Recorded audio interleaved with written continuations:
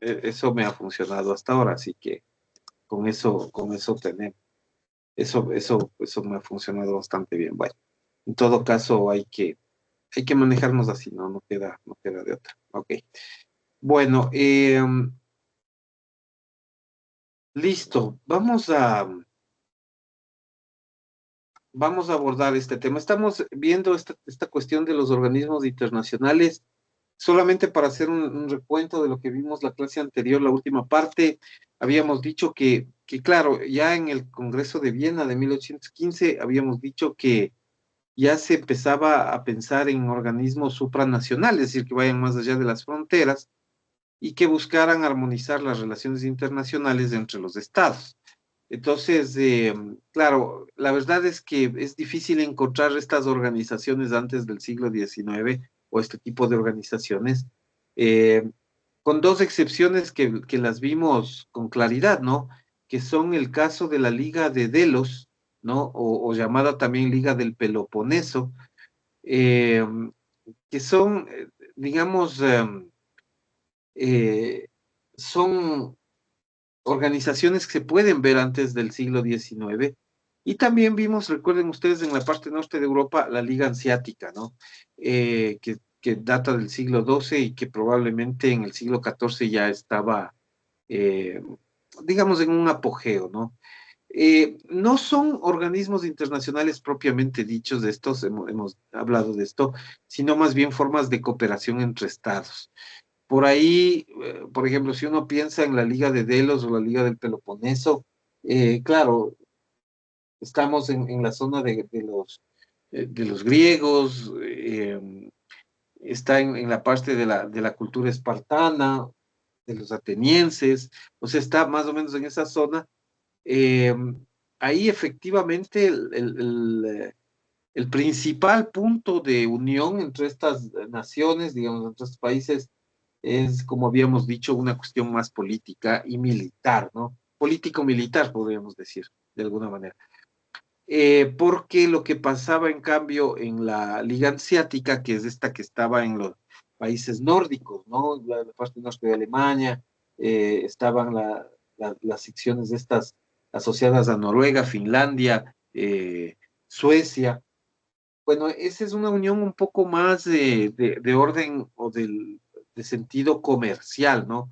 Porque lo que querían era básicamente ellos es de sostener una ventana o un camino comercial importante. Esa es, digamos que una de las ideas que se persiguen mucho más, con mucha más fuerza antes del siglo XIX, ¿no? Bueno, estos como elementos básicos, ¿no? Entonces, claro, en realidad nosotros sabemos, ya porque lo estudiamos, que el fin del sistema del derecho internacional público clásico tiene un límite, un margen temporal, un horizonte temporal, que es 1945, que es el año de creación de la ONU, ¿no? Eh, que es el organismo internacional por excelencia.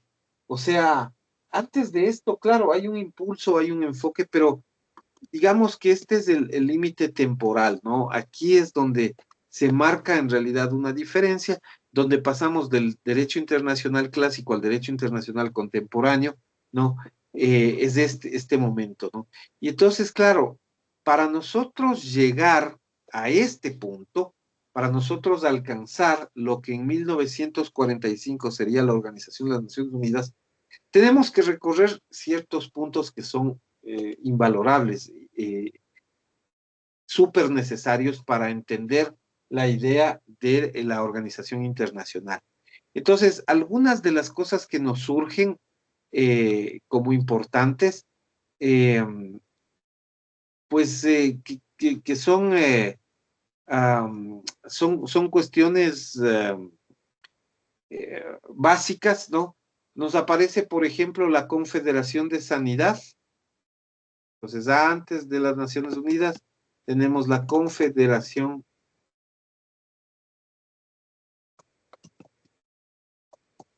de 1851. Recuerden que estamos saliendo, o sea, es particularmente importante, ¿no? estamos saliendo de una pandemia en 1851, el mundo, ¿no?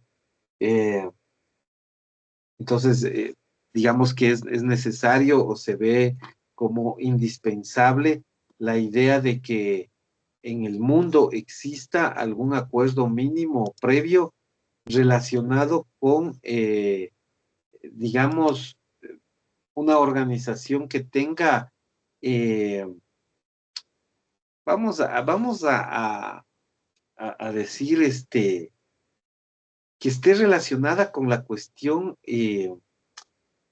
médica, ¿no? Y entonces, esta es una conferencia que se da en París. ¿Y cuál es el objetivo de estos caballeros? Era luchar contra las epidemias, ¿no? O sea, están saliendo en epidemia, ¿no es cierto? Y esto significa algunas cosas, ¿no? Principalmente fiebre amarilla y cólera.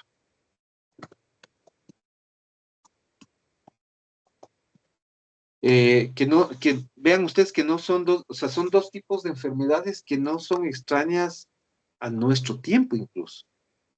O sea, nosotros hasta hace 15 años atrás, nosotros, bueno, hoy en día un poco ha cambiado porque el proceso de vacunación y el proceso de, digamos, que se llevó adelante durante los años 2010 y 2014 de vacunación, han hecho que haya un combate bastante importante al tema de la fiebre amarilla, sobre todo.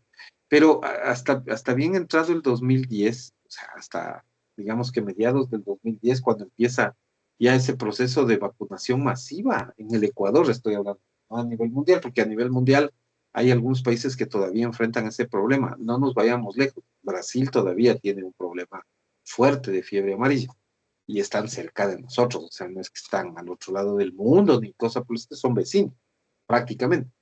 Pues nosotros, hasta el bien entrado el 2010, nosotros exigíamos que cualquier persona que vaya a viajar a la Amazonía del Ecuador venga vacunado de la fiebre amarilla, ¿no? Venga vacunado de la fiebre amarilla. ¿Por qué? Porque ese es una variable con la que nosotros jugábamos, ¿no? Teníamos. Eh, Y de hecho, en los años 90 nosotros, bueno, ustedes como son súper jovencitos y no habrán nacido todavía en los 90, con mucha seguridad, pero ya alguien que ya tiene mi edad ya se acuerda con toda perfección. En los 90 tuvimos un problema grueso de cólera, ¿no? De cólera, donde hubo muchos muertos, ¿no?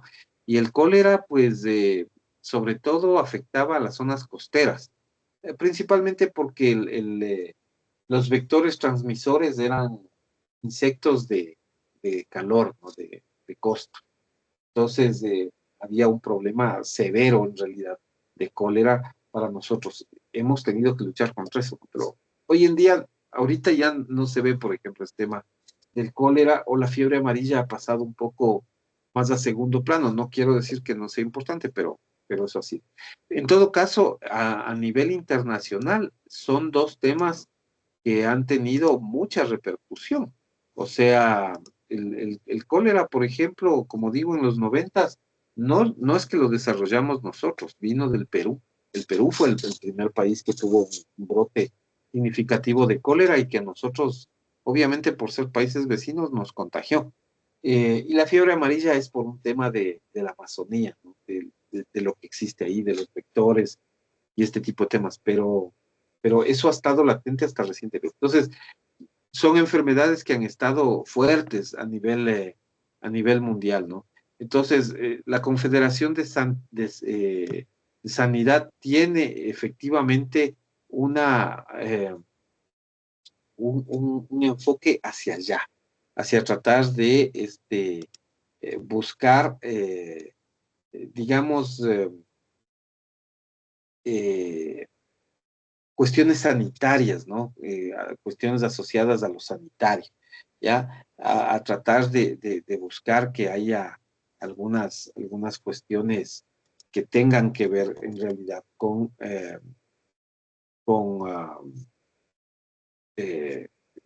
digamos, con la cura de las enfermedades. Entonces, esas son una de las primeras cosas que a nosotros nos, nos, nos ha valido, ¿no?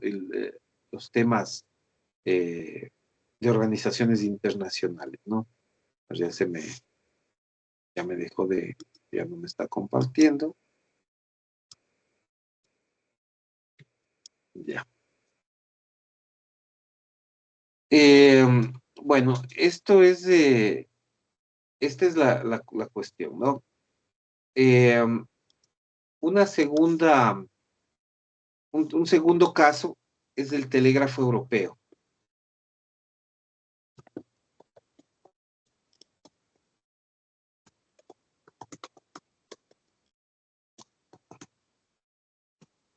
De 1852. Este telégrafo europeo surge por otra necesidad, en cambio, ¿no? Eh, Tiene que ver con el tema telecomunicaciones. O sea, las poblaciones ya para mediados del siglo XIX han crecido mucho y nosotros empezábamos como humanidad, me refiero a sentir mucho el tema de la falta de comunicación, ¿no? De la falta de vinculación. Um, el telégrafo es en realidad uno de los primeros elementos, si ustedes quieren, um, veamos si me sale aquí o no me sale, ahí está. Pero como para que le vean, ¿no? El telégrafo es originalmente uno de los primeros mecanismos de comunicación eh, que permitían en realidad enviarse mensajes, ¿no? En larga distancia.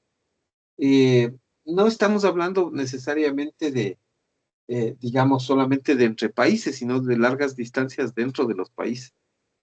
Entonces, había que, o sea, ¿tú cómo te puedes comunicar, digamos, en la Europa de mediados del siglo XIX? Si tú estabas viviendo en España y querías hablar con o necesitabas mandarle un mensaje importante a digamos, a un pariente, a un familiar, a un amigo que vivía en Francia o que vivía, no sé, pues en Italia, en Alemania, no sé.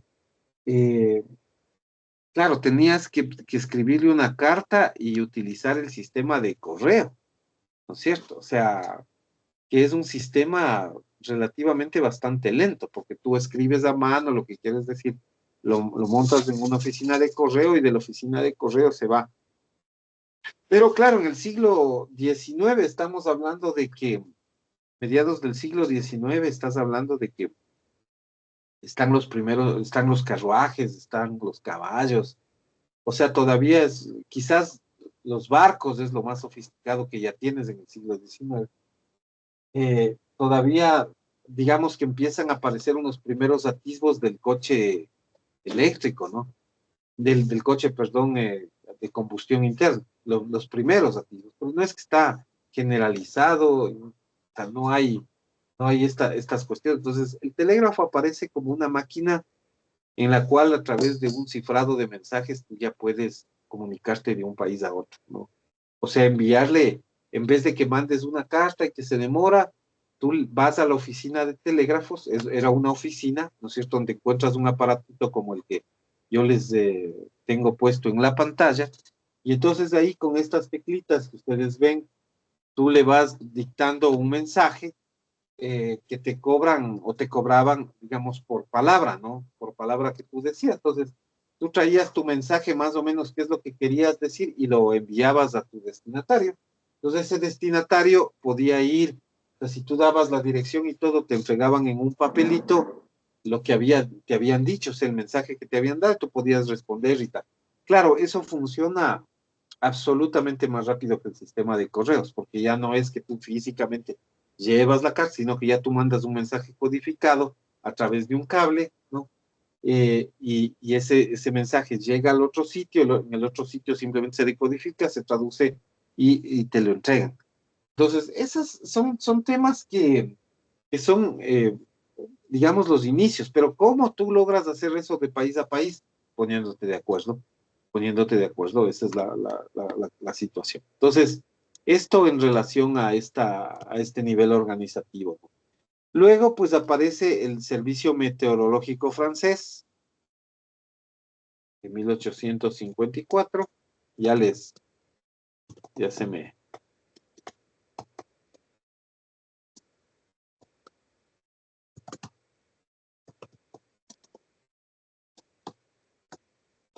1854, a ver,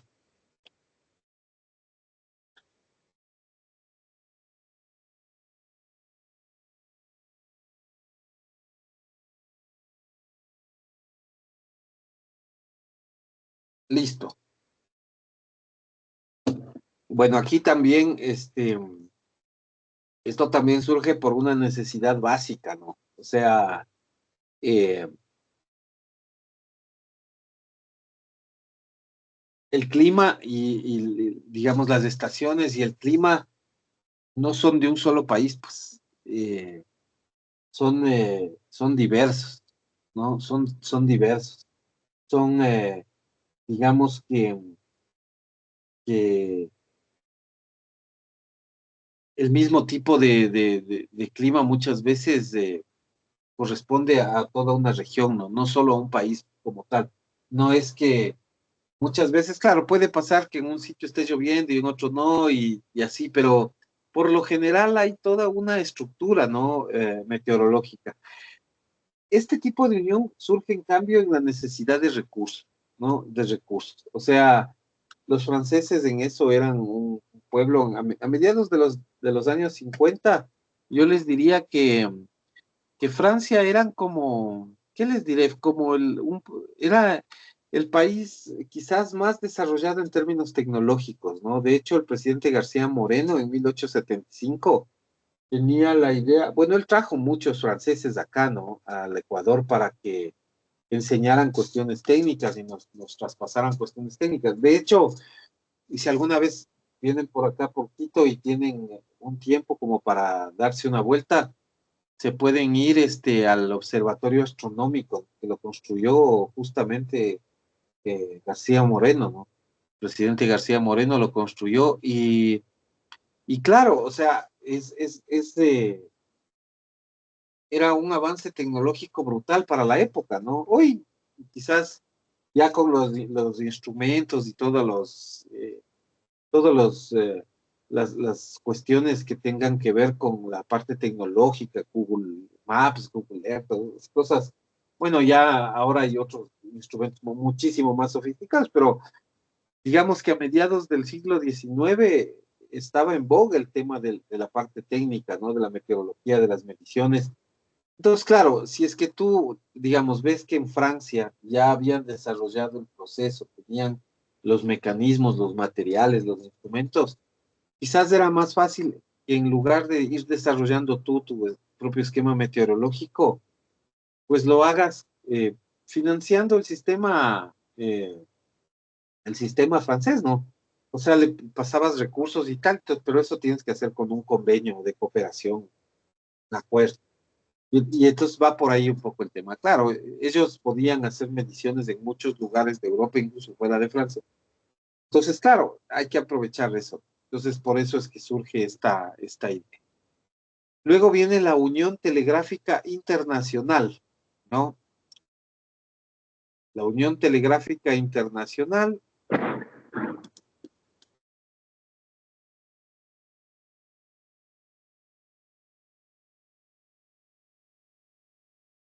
esta es de 1865, si no me equivoco, y claro, responde a un interés clásico, ¿no? O sea, ya tenían el telégrafo europeo, pero había que comunicarse, o sea, esencialmente hay que ser claros en eso. Había que comunicarse con Estados Unidos, realmente. O sea, esa es la cuestión. Todos los demás entramos ahí por añadidura, pero la cuestión es de Europa necesitaba hablar con Estados Unidos. Ese es el tema. ¿Por qué? Porque mucha gente de la que llegó a los Estados Unidos tenían familia en Europa, eran migrantes europeos, entonces ahí estaba el centro. Ni siquiera era un tema con Latinoamérica por España, sino más bien del mundo anglosajón con Estados Unidos. O sea, era eso, básicamente. y entonces había que hacer conexiones para que pueda hacer una cosa a nivel mundial, ¿no? Realmente, bueno, sí, yo voy a tratar de pegarme un poco al micrófono, hay una tormenta eléctrica significativa acá, entonces tal vez se corta un poco la señal. Si no entienden algo, me piden nomás que les repita.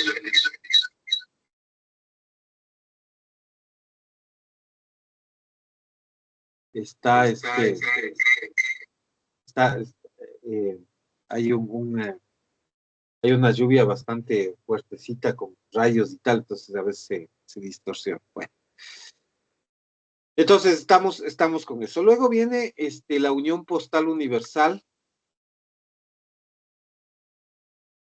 que nos hemos comido.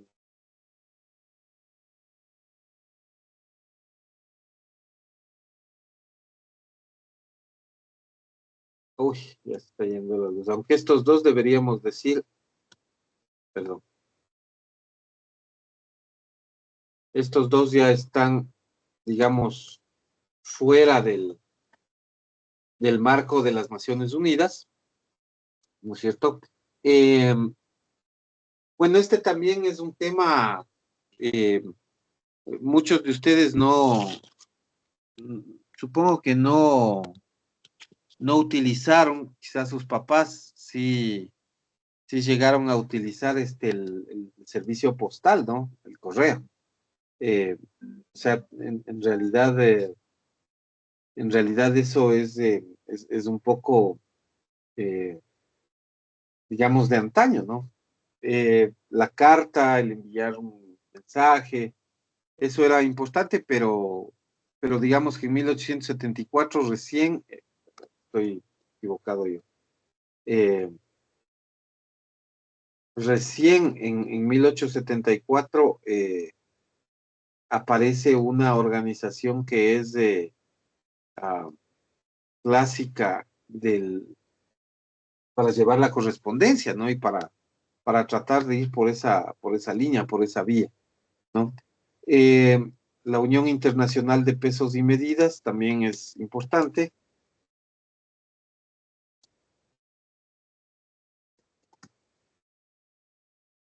Ese es de 1875.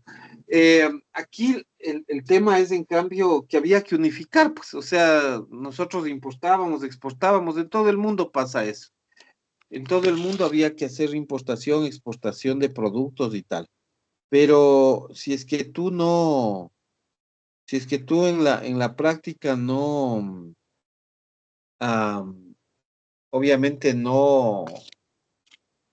eh, no hablas del mismo idioma en términos de medidas, o sea, yo quiero comprar un metro de tal cosa, quiero comprar un kilo de tal otra, o un litro de esto, un galón de lo.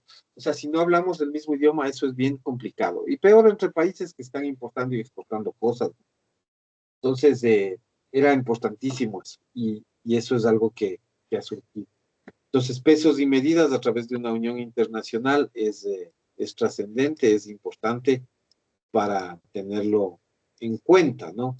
Eh, eso básicamente. Y la Organización Meteorológica Internacional.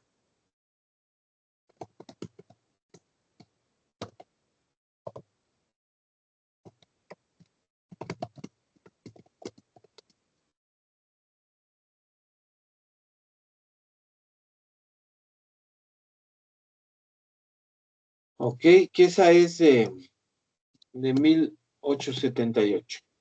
Ya. Entonces, esas son quizás los antecedentes como más trascendentes, ¿no? Los más impactantes o importantes en materia internacional, ¿no?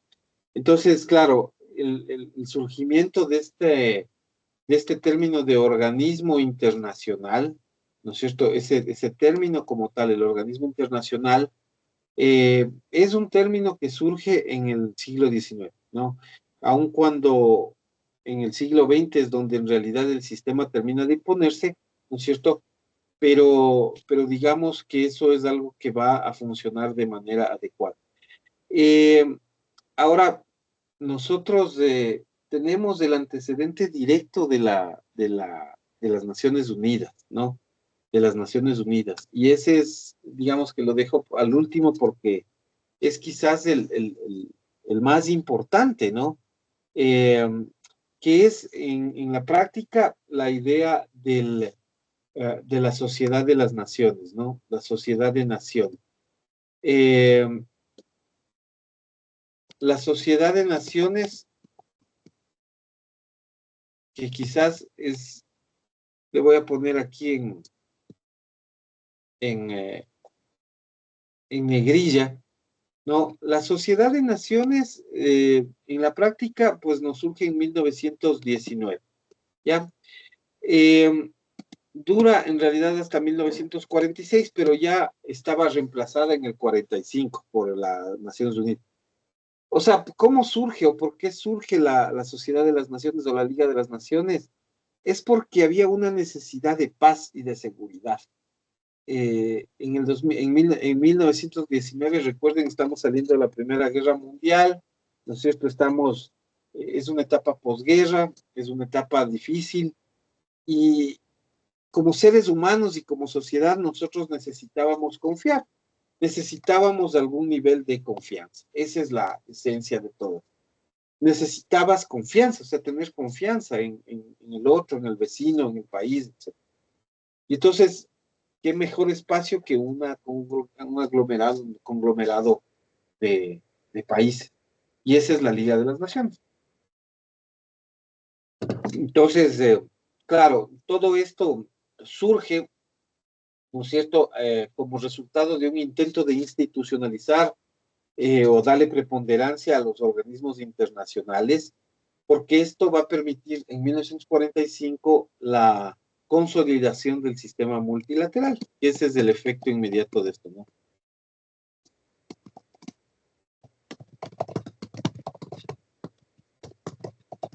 Y cuando nosotros hablamos del sistema multilateral, claro, nos estamos refiriendo al sistema de los países, ¿no? Al sistema organizativo de los distintos países, ¿no? Y que es el punto de partida y que de hecho ha sido, lo hemos dicho cuando hablamos eh, del, del, de la historia, un poco el derecho internacional público, hemos dicho, ese es parte del derecho de los tratados, ¿no? Que surge a partir de ahí, de 1945, ¿no es cierto? Y que, digamos, ha sido eh, trascendente, ¿no? Para mantener esa, digamos, esa idea internacional, ¿no? De la consolidación de este sistema que en realidad es característico propio del régimen internacional público contemporáneo, ¿no? Entonces, este es el precedente directo de las Naciones Unidas, ¿no? Es el anterior. Eh, ahora, esto no dura mucho, o sea, no dura mucho. Se crea con la idea de que, claro, de que los países cooperen, de que busquen la paz, de que busquen la seguridad, pero ustedes ya ven lo que pasó, o sea, en los años 40 del siglo pasado estalla la Segunda Guerra Mundial, ¿no? Con Hitler, con Mussolini, con Stalin en Rusia, siendo los principales protagonistas, ¿no? Quizás con los otros también, ¿no? Por ahí los ingleses, con Truman en Estados Unidos, qué sé yo, ¿no? Con algunas figuras alrededor de eso surge esta Segunda Guerra Mundial, ¿no? Que digamos, cambia esta consolidación del sistema multilateral, es decir, que varios países puedan entrar a trabajar y negociar en conjunto. La creación de la ONU desde ese punto de vista está, digamos que proviene o está fundada en una serie de conferencias de orden político que se celebran mientras sucede la Segunda Guerra Mundial, que es algo un poco espeluznante, ¿no? Se da mientras sucede la conflagración mundial, y ahí se preveía ya la necesidad imperiante de establecer un organismo ya internacional que abarque a todos los demás, ¿no es cierto? Que responda a las necesidades de la Sociedad Internacional de Estados, y digamos que eso ha dado el origen a ciertas conferencias importantes como la de Moscú en 1943, la de Washington en Dumbarton, eh, digamos, que es Dumbarton Oaks, ¿no? Que es como se le conoce a esta conferencia, y esto en 1944. Entonces, y la conferencia en Yalta, en Crimea, en 1945, son básicamente las que le permiten al Estado seguir, eh, a los estados, digamos, seguir tratando de vincularse. Ok, bueno, hasta ahí. ¿Hay preguntas, por favor? ¿Tienen alguna pregunta? ¿Está claro el tema? ¿Qué dicen?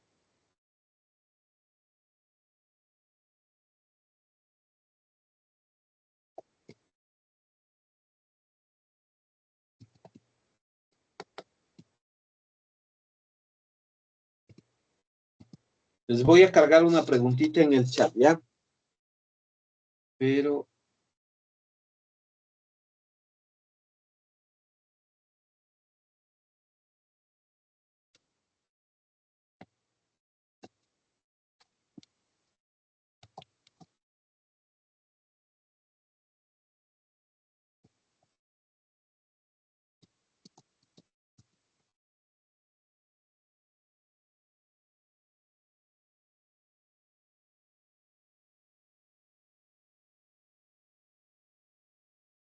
a ver,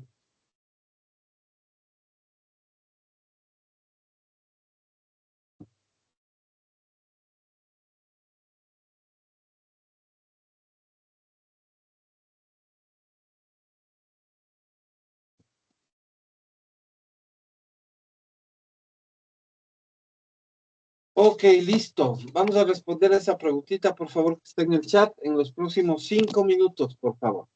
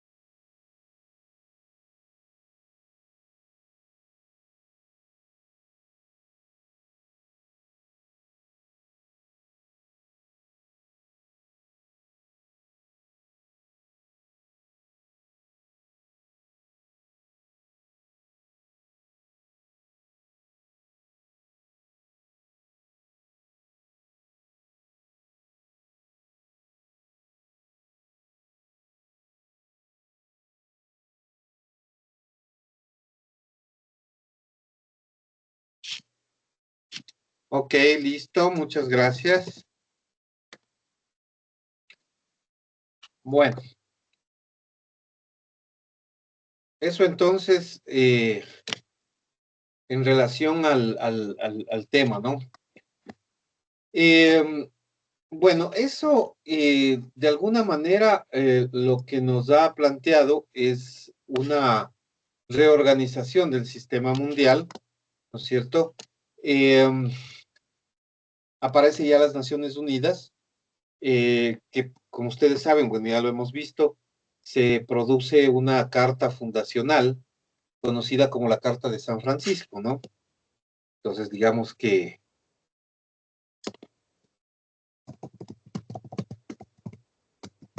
la Carta de San Francisco, digamos por el lugar donde se establece, ¿no? Un 26 de diciembre, Profesor, ¿puede compartir la pantalla, por favor?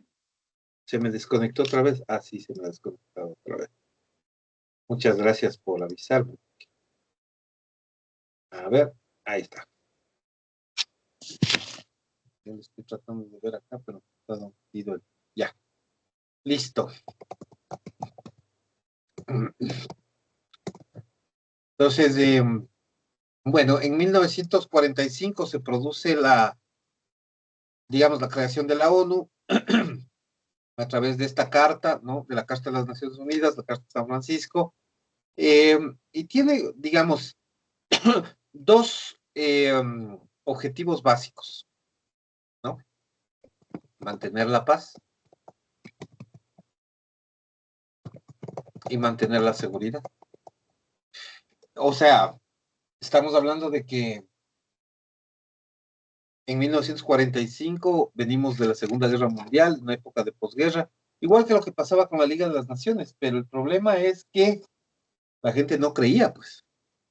O sea, en la Liga de las Naciones o en la Sociedad de las Naciones, todos quedamos en que no iba a pasar nada. O sea, el mundo acordó a través de esta estructura que ya no íbamos a estar peleando, no íbamos a hacer más guerras, no iba a pasar nada más. Y resulta que pasan unos añitos, 20 años más, y explota otra guerra peor que la anterior. Entonces, aquí lo que prima es esto, ¿no? Mantener la paz y mantener la seguridad internacionales. Esa es la esencia. Ahora, claro, eh, sí hay otras cosas que, digamos que son importantes, obviamente, como por ejemplo fomentar la amistad entre países. Ya, eso sí, también es importante, pero no es tan importante como el tema de paz y seguridad, ¿no? Eh, Realizar cooperación,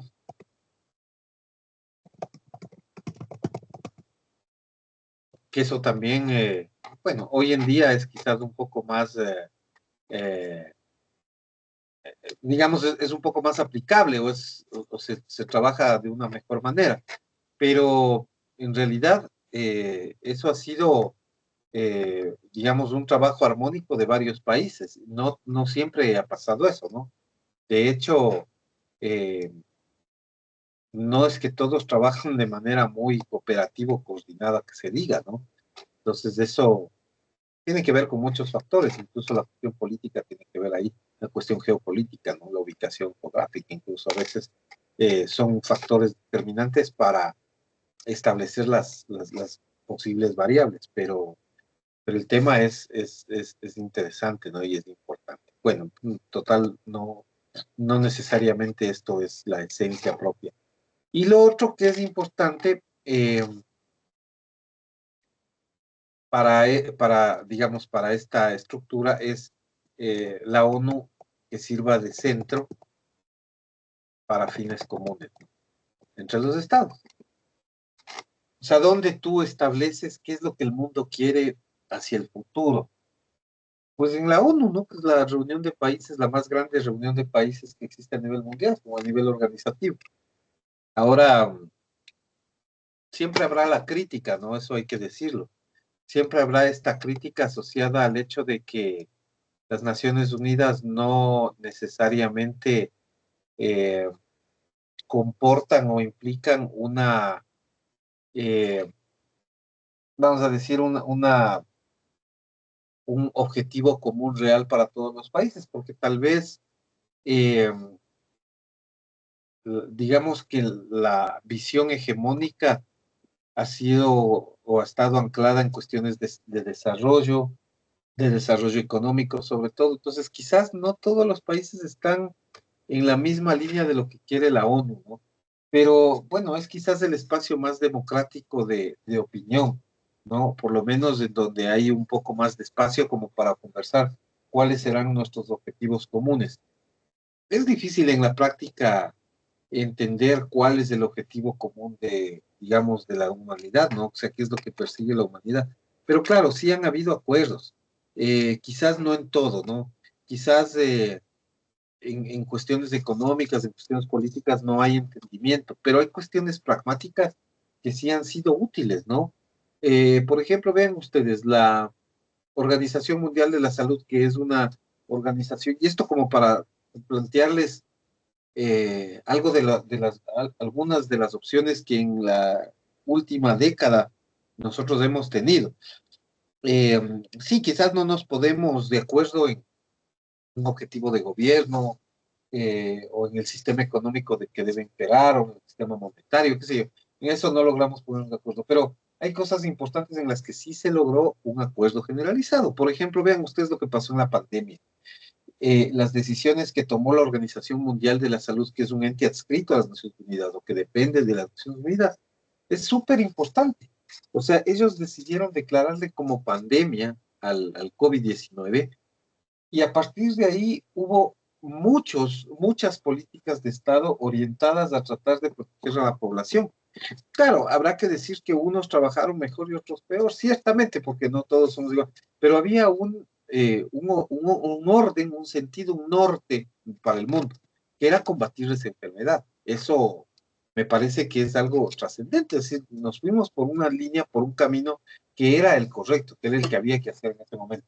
Quizás puede haber diferencias en la parte pragmática, pero me parece que nadie, ningún país estuvo en contra de iniciar ciertos procedimientos como para intentar, por ejemplo, buscar la vacuna o buscar un tipo de cura o tener algún tipo de limitaciones entre las personas que viajaban para un poco limitar la propagación del virus.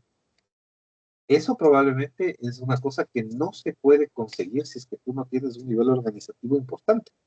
Entonces, el rol asociado a ese organismo internacional, por ejemplo, es fundamental para salvaguardar la vida de la gente y la salud también. Entonces, claro, ya digo, sí, no todo es color de rosa, no podemos ponernos de acuerdo en el sistema económico, en la moneda que usaremos, pero en estas cosas quizás un poco más serias y quizás un poco más necesarias y más urgentes, sí se ha logrado un acuerdo, que sea solo en eso. Bueno, es bastante en realidad, no solo. Y entonces, eso es lo que ha pasado. Pero eh, después de la creación de las Naciones Unidas, empezaron a aparecer nuevos organismos, ¿no? Nuevos organismos eh, que van a tener subjetividad internacional, es decir, van a ser sujetos de derecho internacional. Entonces, a partir de la creación de las Naciones Unidas en 1945, empiezan a aparecer otras instituciones que son las que tienen actualmente, vamos a decirlo así, eh, subjetividad internacional. Les voy a poner a estas ya con negrilla porque me parece que es importante que ya vayamos apuntando cuáles serían estas organizaciones. Una de las primeras es el llamado Fondo Monetario Internacional, ¿no?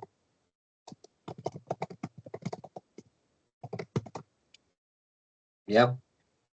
El Fondo Monetario Internacional es una entidad que básicamente lo que nosotros deberíamos decir eh, tiene que ver con la función que estas entidades cumplen, ¿no? El Fondo Monetario es algo que nosotros eh, lo tenemos como claro, ¿no? O sea, eh, el Fondo Monetario Internacional es una entidad internacional que tiene por objeto principalmente lograr un crecimiento y una prosperidad sostenibles. Yo, bueno, más allá de lo que se pueda decir, yo sé que esta es yo sé que, déjenme ver si es que puedo, si es que les puedo, eh, déjenme ver si es que les puedo compartir esto para que ustedes vean. Es importante un poco más allá de lo que yo les puedo decir, este, que lo veamos como, sino que no sé cómo, no sé cómo hacerle grande. Bueno, no le puedo hacer más grande, pero les voy a intentar compartir lo que ellos mismos dicen sobre qué son, ¿ya? Que me parece que sí siempre es trascendente eso. A ver, denme un segundito nada más que les voy a intentar compartir eso. A ver, no sé cómo, no sé cómo llevarles a esa página. Eh,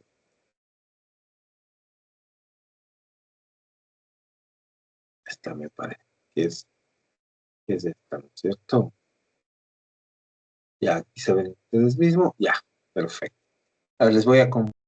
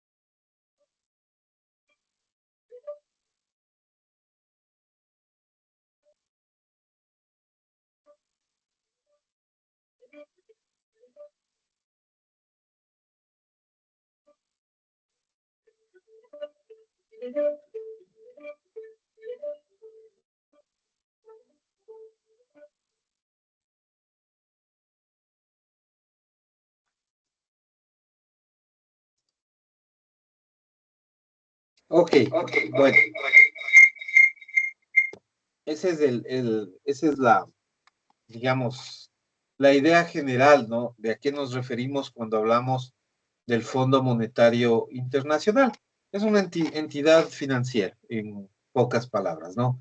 Que tiene un talante importante para nuestros países porque financia ciertas opciones de desarrollo. Más allá de las críticas, nosotros hemos tenido críticas también, es un ente de derecho internacional y como tal para nosotros un claro objeto de estudio. O sea, digo, no me meto mucho podríamos, digamos, cuestionar o plantear algún tipo de inquietud sobre el rol del FMI, pero en realidad, digamos, en nuestra estructura de la clase, de lo que nosotros hacemos, pues tiene que ver mucho con más bien la idea de- del financiamiento al desarrollo. Esa es una primera cosa. Eh, el otro, el otro la otra entidad financiera, asimismo, muy importante, ya les voy a colocar aquí, ¿no?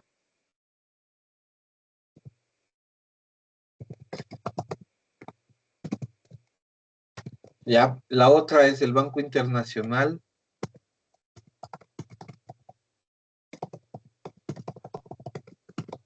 de Reconstrucción y Fomento. Este es el famoso y conocido Banco Mundial.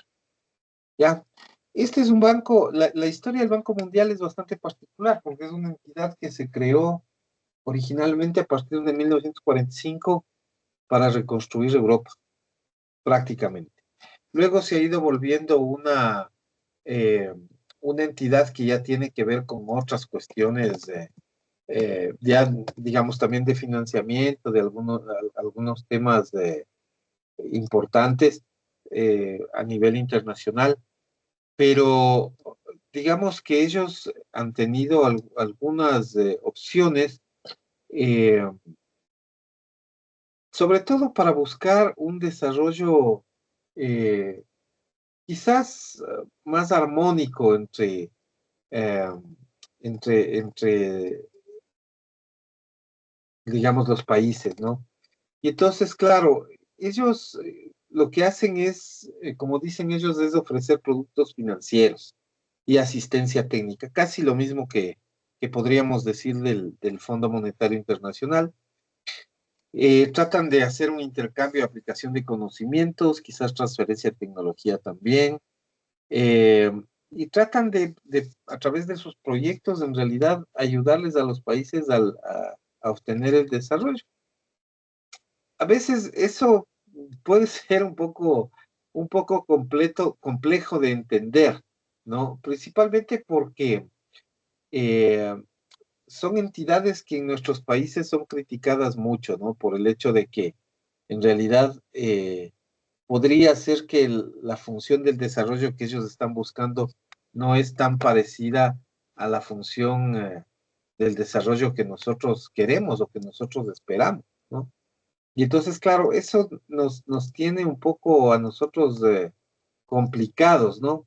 En cómo entender la dinámica de las instituciones internacionales, pero finalmente esa es la idea. Yo tenía un videito aquí, pero no le logro encontrar para también conversar un poco, que vean ustedes un poquito de lo que tenemos aquí. Eh,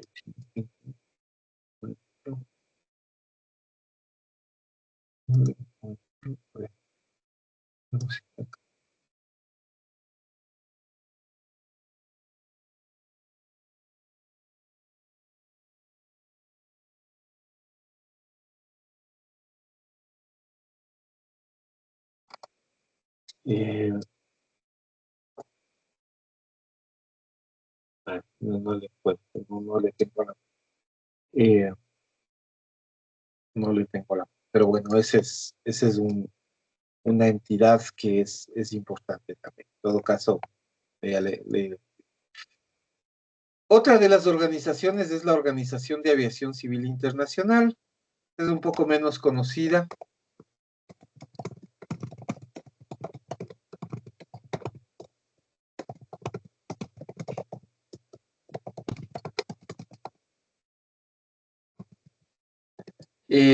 Esta es una organización creada en realidad en 1944 y ya entenderán por qué, ¿no? O sea,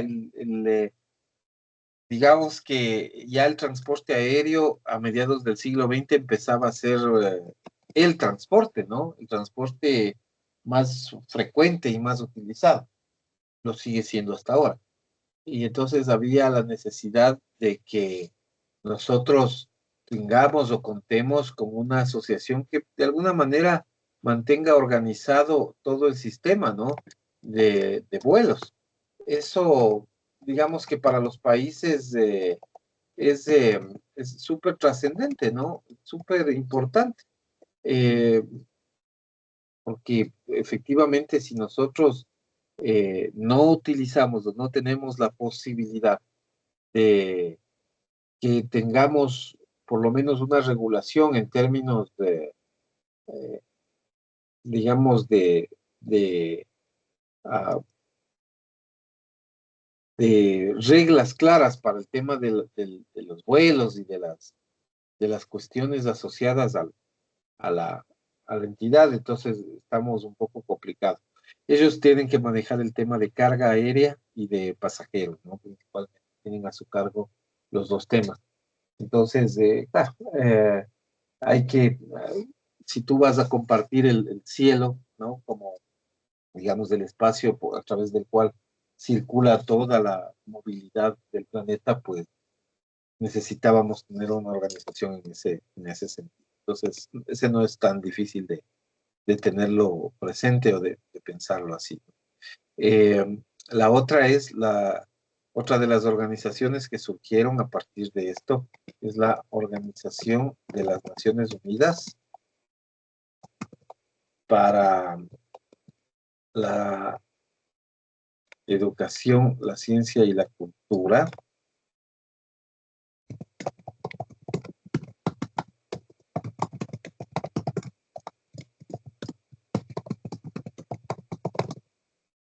Que es básicamente ustedes habrán escuchado muchas veces este nombre, es la UNESCO, ¿no? Esa es ah, la idea genérica, ¿no? Vemos, ya se me compartir. Esta.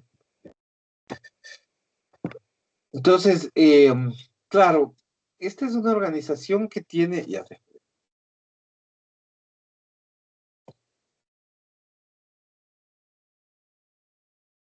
a ver,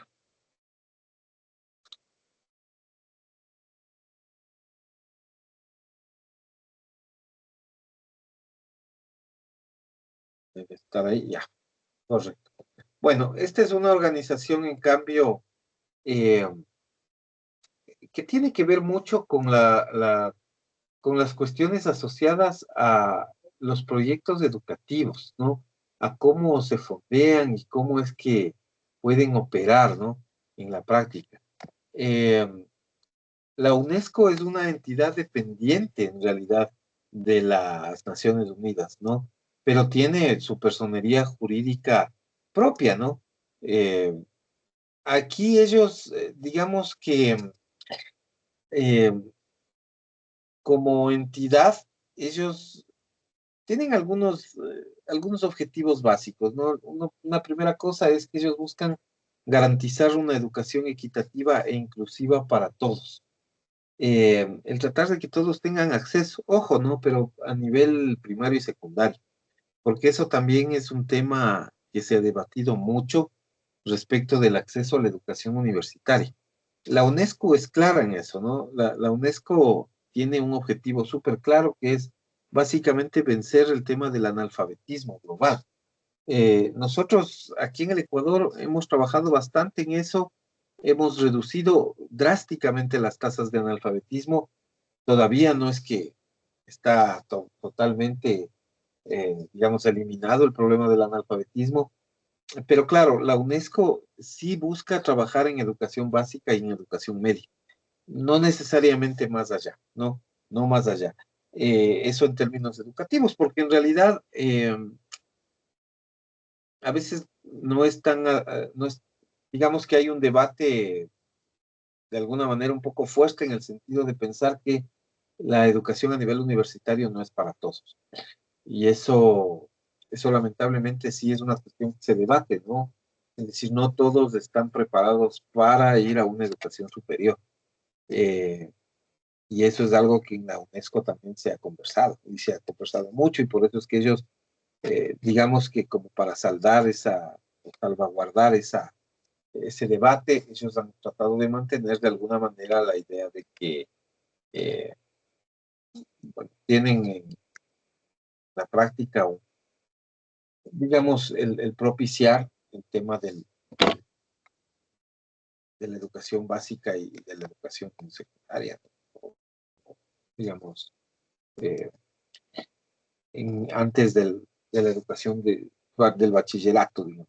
No, no más allá de eso, porque es un poco complicado. Eh, También para ellos es importante el tema de las sociedades sostenibles, ¿no? Que compartan el progreso científico. Eso es bien importante para ellos, que es un poco de transferencia de tecnología, que también es algo que hace la Organización de las Naciones Unidas, ¿no? Entonces, es proteger el medio ambiente, pero a través del conocimiento y la ciencia, básicamente.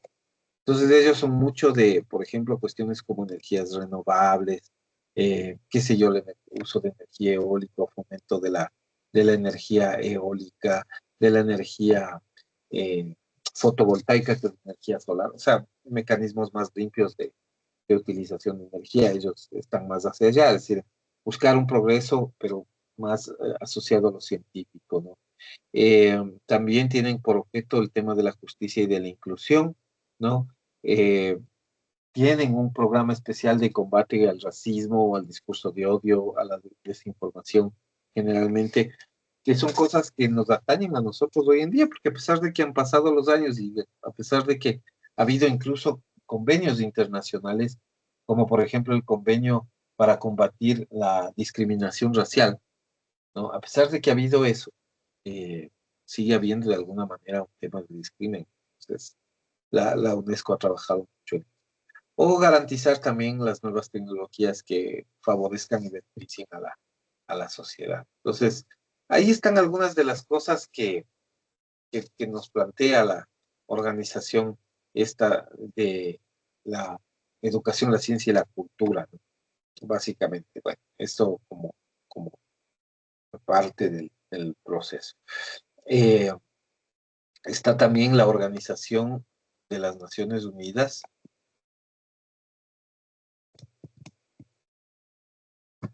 para la Agricultura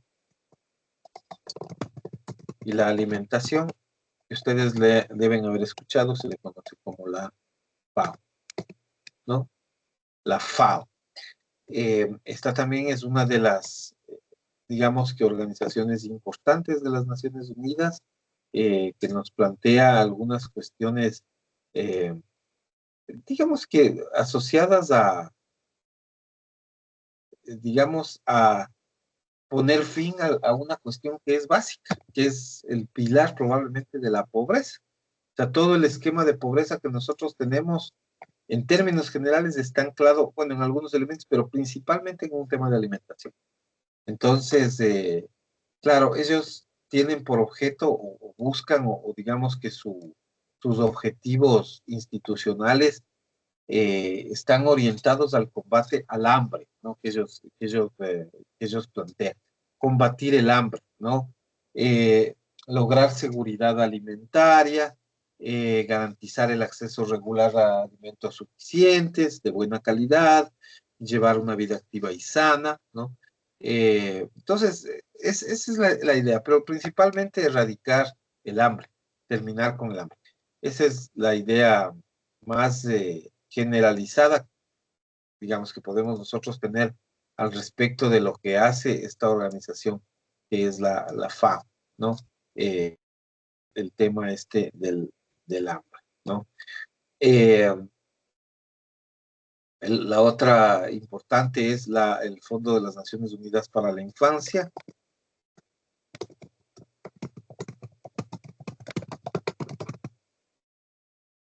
que me ha faltado también.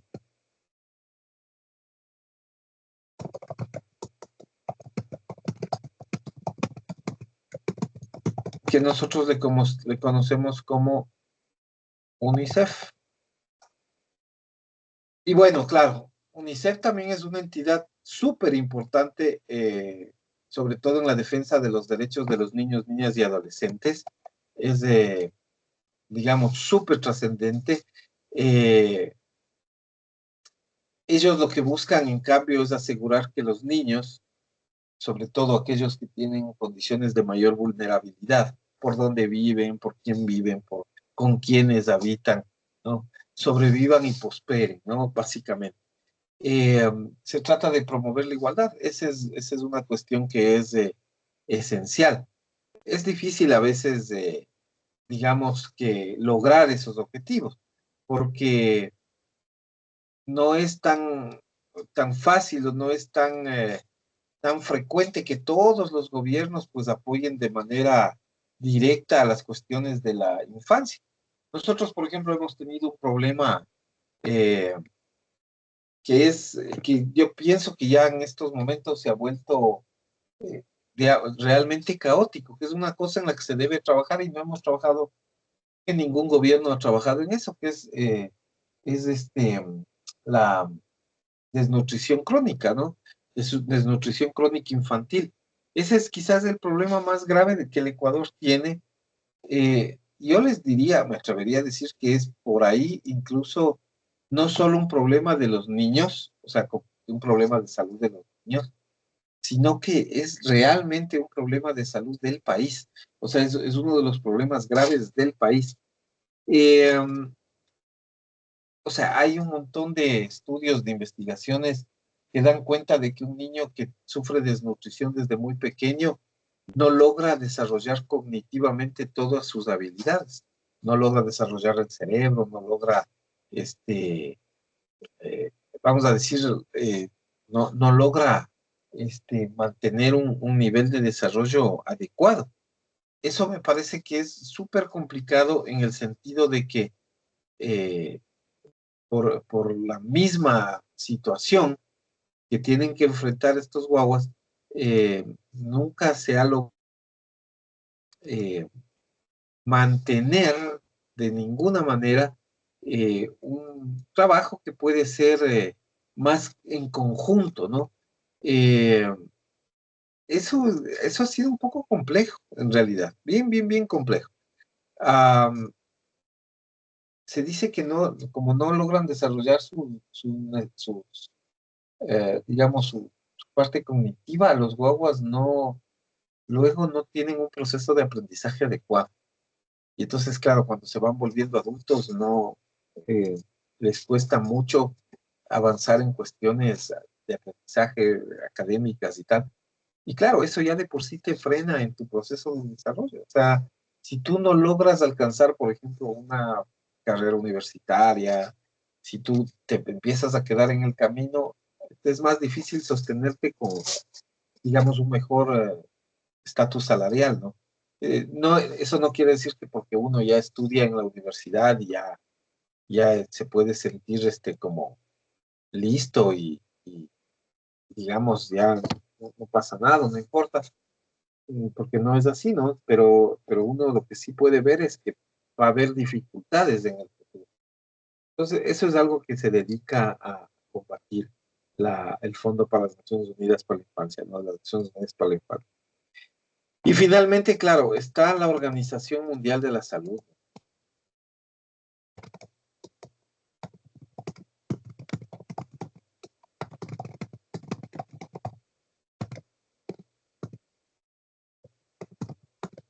Es la OMS.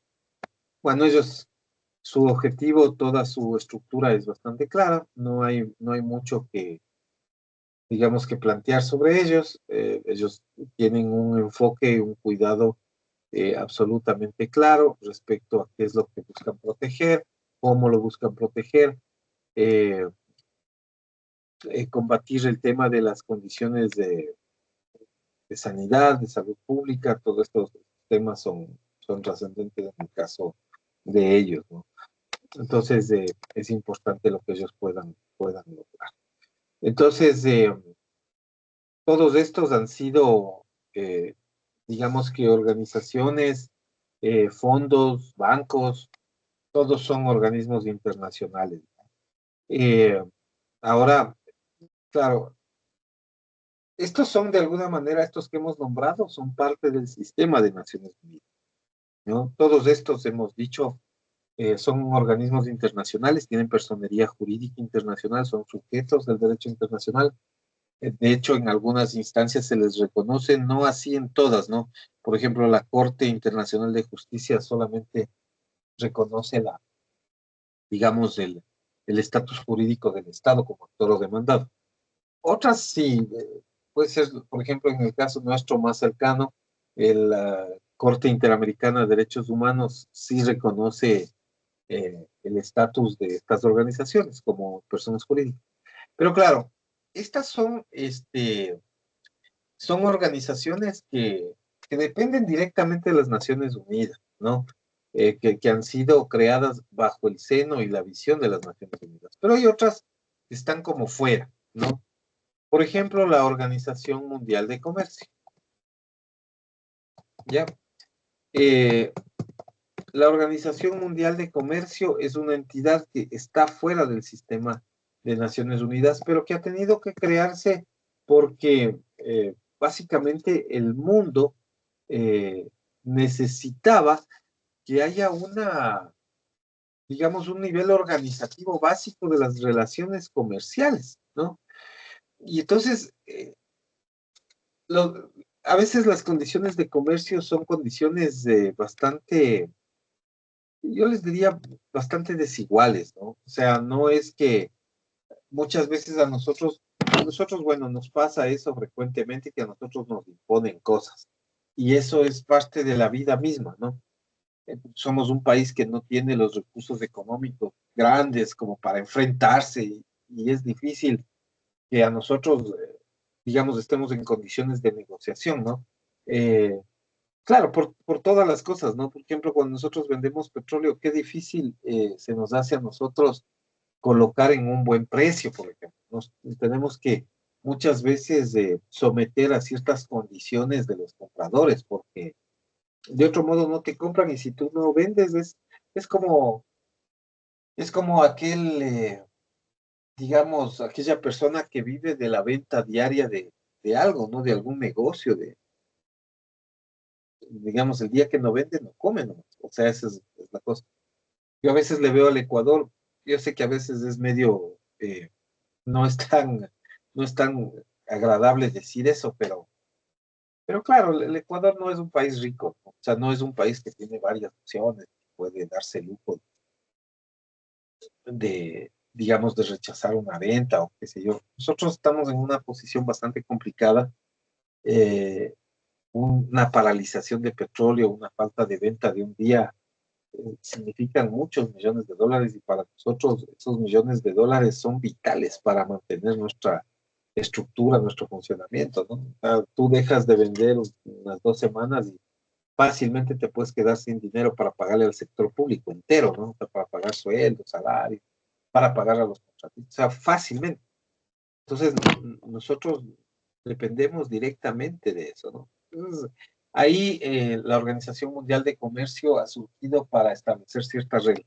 Hay posiciones críticas sobre eso también, o sea, no es que todo es color de rosa.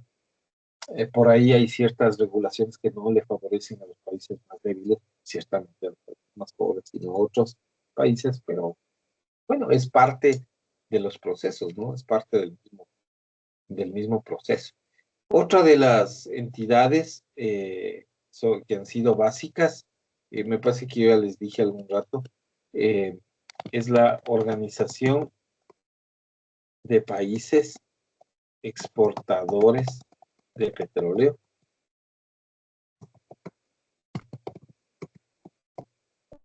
es la famosa OPEP. Esta entidad, en cambio, para nosotros ha sido una cosa un poco extraña, ¿no? Un poco rara. La OPEP es una institución que regula los precios del petróleo, ¿no? O sea, cuando están muy bajos, coloca los precios un poco más altos para que los vendedores puedan beneficiarse, los vendedores son socios de la OPEP. Y asimismo, cuando el mercado, digamos que está muy alto, trata de frenar para que obviamente no se cometan abusos. O sea, es una entidad organizativa que trata de regular el mercado del petróleo. Eso es básicamente. Eh, el problema de esa entidad es que por ahí está liderada o está, digamos que los principales países que son miembros y que nos plantean una posibilidad de digamos, organizativa en ese sentido son los países árabes. Y entonces, como que el mundo occidental no le ve del todo bien a la OPEP, ¿no? Esa es, digamos, que nuestra propia historia del Ecuador, ha sido un poco definitiva en eso, o nos ha mostrado que es así, ¿no? Que es difícil, ¿no?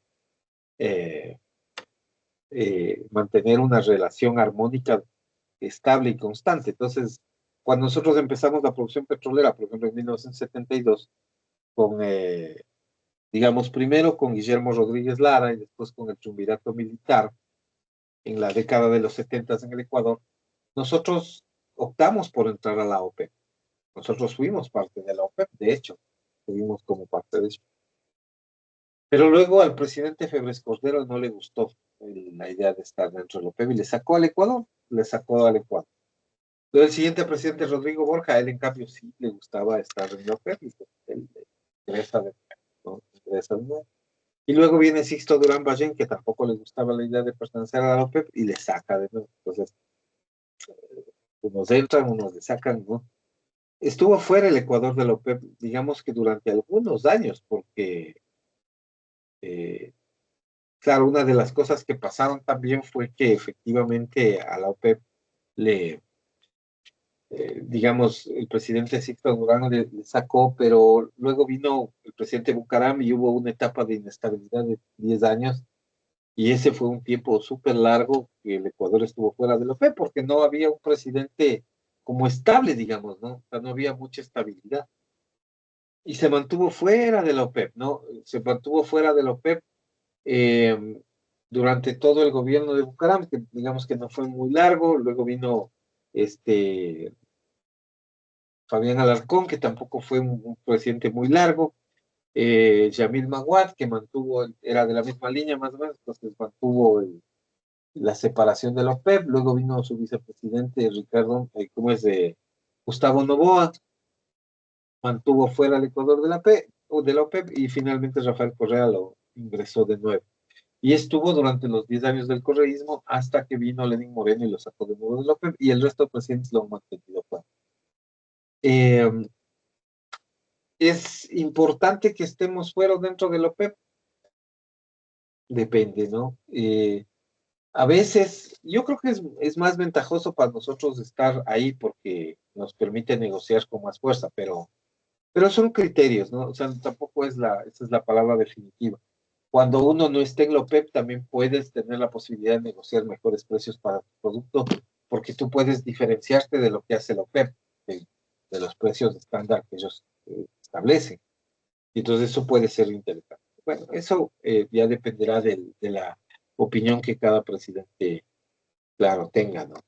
Y la otra organización que digamos que es como importante, es la organización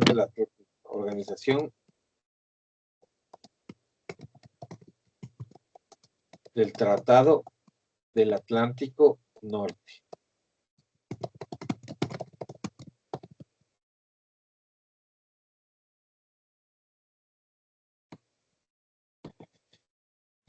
Y esta es la OTAN, ¿no? La OTAN es una institución un poquito más compleja en realidad, ¿no? El Ecuador no es parte de la OTAN porque esta es una, digamos que eh, está asociada a otros escenarios, ¿no? A la parte norte de Europa, de pronto, ¿no? Está en otro sentido, ¿no? Eh, la OTAN en realidad, digamos que es una entidad que tiene por objeto buscar la seguridad en principio, ¿ya? Que es, como ustedes vieron, ya, como les dije al principio de la clase, uno de los objetivos que perseguía precisamente las Naciones Unidas, fomentar la seguridad. Bueno, la OTAN surgió para eso, ¿no? La finalidad de ellos ha sido siempre garantizar la libertad y la seguridad de los países miembros, de sus medios políticos y de los militares, ¿no? Eh, digamos que una de las cosas que nos plantea la OTAN es que promueven valores democráticos y permite que los miembros se consulten y cooperen en cuestiones relacionadas en la defensa y la seguridad para solventar los mejores problemas, fomentar la confianza y evitar cierto tipo de conflictos. ¿Esto qué significa? Que en la práctica te ayudan, te pueden apoyar con cuestiones bélicas, con armamentos y tal, que es exactamente lo que le ha pasado en este momento eh, a Ucrania, ¿no? Que ha estado con, vamos a decirlo así, un apoyo directo y restricto de la OTAN, ¿no? Pero eso ha generado un poco de furia de los amigos rusos, que ven como una amenaza, porque la OTAN es una organización más occidental, ¿no? Liderada por Estados Unidos, Inglaterra, Francia, etcétera. Entonces, como que si te pegas mucho a la frontera con Rusia, los rusos se ponen un poco nerviosos, y eso es lo que de alguna manera está pasándoles, ¿no?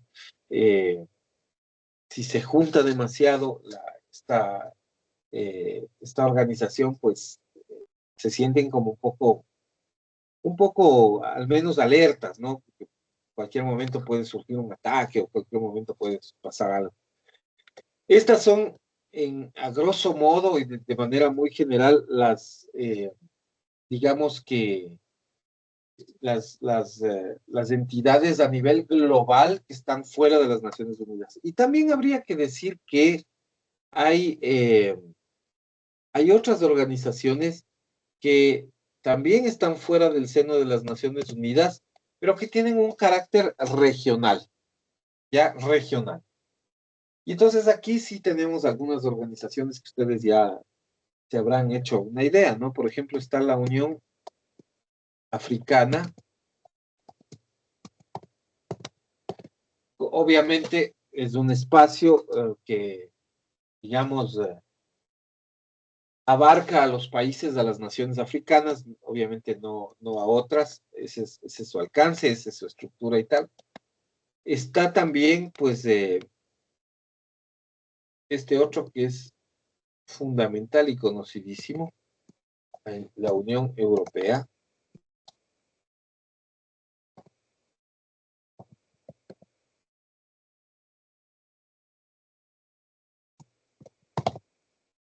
Y también está la Organización de Estados Americanos, de la cual el Ecuador es firmante, es Estado firmante, ¿ya? Y entonces somos parte de este sistema también, ¿ya? Somos miembros, ¿no? De esta organización. Entonces, hay algunas cuestiones que digamos vienen al caso, ¿no? Como parte de los ejemplos, ¿no? Eh, Hay ciertos organismos internacionales eh, que son permanentes, ¿no? Son permanentes con los espacios, son permanentes con los foros de discusión política, que están pendientes siempre de ciertos espacios internacionales, ¿no? Donde hay reuniones permanentes, ¿no es cierto? Donde los estados y propiamente, o sea, más específicamente los gobiernos se juntan para discutir temas concretos, porque efectivamente cada país tiene sus propios intereses, sus propias ventajas, su propia estructura, y entonces ahí pues opera y funciona este esquema. Bueno, esto es lo que básicamente hemos planteado, ¿no es cierto?, alrededor eh, de estas formas organizativas, ¿no? Esta sería la segunda forma organizativa de los sistemas de subjetividad internacional. Bueno, hemos terminado. Ya nos falta un poquito más, nada más ya para terminar todo el curso en realidad, ¿no? Y ya terminaríamos. Entonces, pero ahora hemos concluido bastante más rápido, dado que como no hubo muchas preguntas, pues, no hubo preguntas en realidad, no hemos ido avanzando un poco más rápido. Pero bueno, veamos. Señora Barre, preguntas, por favor. No ninguna, doctor. Todo está bien.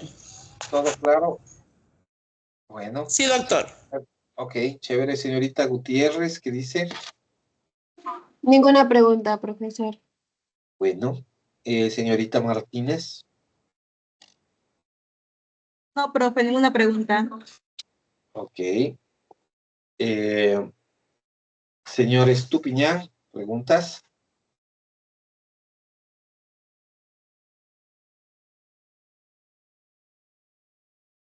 Ok. Señorita Oña. No, ninguna pregunta, profesor. Bueno. Señorita Valencia. No tengo preguntas, profesor. Bueno.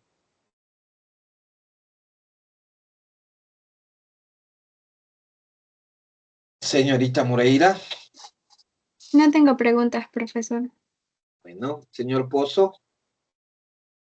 Ninguna pregunta, gracias. Ok. Señor Loor.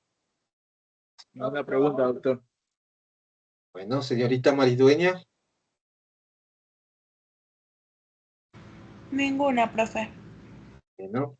Señorita Franco. No, profesor. Bueno. Señor Jiménez. No, profe. Ok. Señorita Portocarrero. Ninguna pregunta, profesor. Bueno, muy bien, de acuerdo. Listo. Entonces, bueno, estamos finalizando por ahora este tema, ¿no? No se olviden, por favor, el día de mañana nosotros tenemos esta cuestión del examen. Ya les voy a empezar a crear el examen para el día de mañana. A mí. Alguien creo que tiene el micrófono activado. Bueno, mañana se les abre a las 7 de la mañana, pueden hacerlo hasta las 10 de la noche de mañana. No se olviden de hacerlo para que vayan reuniendo las pruebas. Este examen de hoy se abre a las 6:30, que digamos era la hora que yo tenía previsto terminar, pero bueno, ya no hay lío, estamos ya solo por concluir, así es que, bueno, con eso nosotros nos vemos la próxima semana. Cualquier cosa, estoy conectado por aquí para ver si es que necesitan algún tipo de ayuda finalmente con alguna cosa operativa del propio examen. Así es que, bueno, por favor. Doctor, ¿hasta qué hora podemos rendir la prueba de ahora? Hasta las 9:30 de la noche está. Ya, muchas gracias, doctor. Bueno, ok. ¿Alguien más?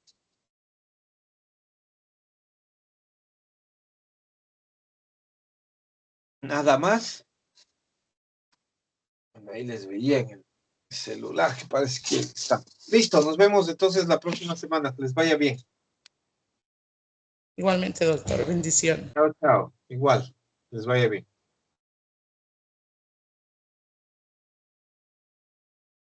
Ya, doctor.